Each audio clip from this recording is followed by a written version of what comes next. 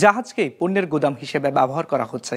এমন বাস্তবতায় রমজানে বাজারে নিত্য প্রয়োজনীয় পণ্য ও ভোজ্য তেলের সংকট কাটাতে এবং দামের ঊর্ধ্বগতি নিয়ন্ত্রণে বন্দরের বহির্নোঙরে নিয়মিত টহলসহ অভিযান পরিচালনা করছে নৌ পরিবহন অধিদপ্তর ও কোস্টগার্ড।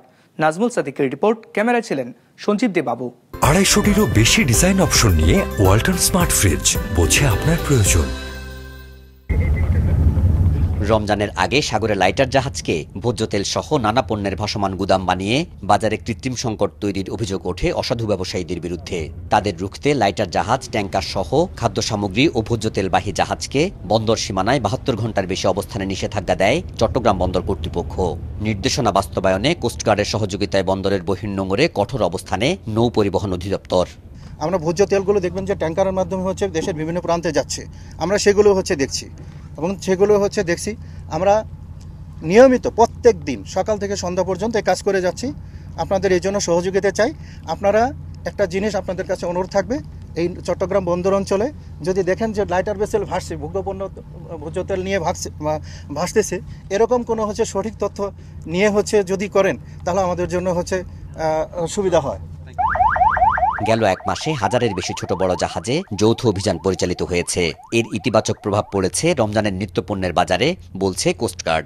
বাংলাদেশ কোস্টগার্ডের আওতাধীন কোনো এলাকাতেই যাতে কেউ এই ধরনের ভাসমান গুদাম তৈরি করতে না পারে, বিশেষত লাইটার জাহাজগুলো যাতে খাদ্যপণ্য এবং ভোগ্যপণ্য নিয়ে যেতে পারে, সেটা নিশ্চয়তা বিধান করছে এবং এর ফলশ্রুতিতে বাজারে অন্যান্য পণ্যের সাথে সামঞ্জস্য রেখে ভোজ্য তেল এবং ভোগ্যপণ্যের দাম কমে আসবে বলে আমরা দৃঢ়ভাবে বিশ্বাস করি।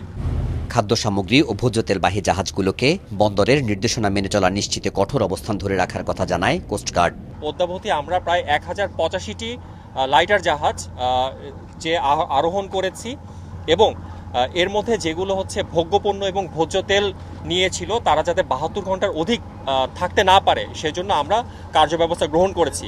এর মাধ্যমে আমরা সার্বিকভাবে নিশ্চিত করার চেষ্টা করেছি তারা যাতে খুব কম সময়ের মধ্যে তাদের পরবর্তীতে যে গন্তব্য, বিশেষত তারা চাঁদপুর হয়ে ঢাকার দিকে যারা যায় অথবা বরিশাল এবং আভ্যন্তরীণ নৌপথে দিয়ে যারা সারা দেশে ছড়িয়ে পড়ে, তারা যাতে সঠিক সময়ে পণ্যগুলো নিয়ে চলে যেতে পারে এবং এই বহির্নোঙর, চট্টগ্রাম বহির্নোঙর বিশেষত, তারা যাতে কেউই ভাসমান গুদামে পরিণত না হয়ে থাকতে পারে।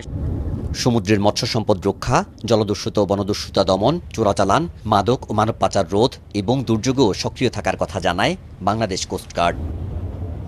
Nazmul Sadiki, business report, Maasranga television.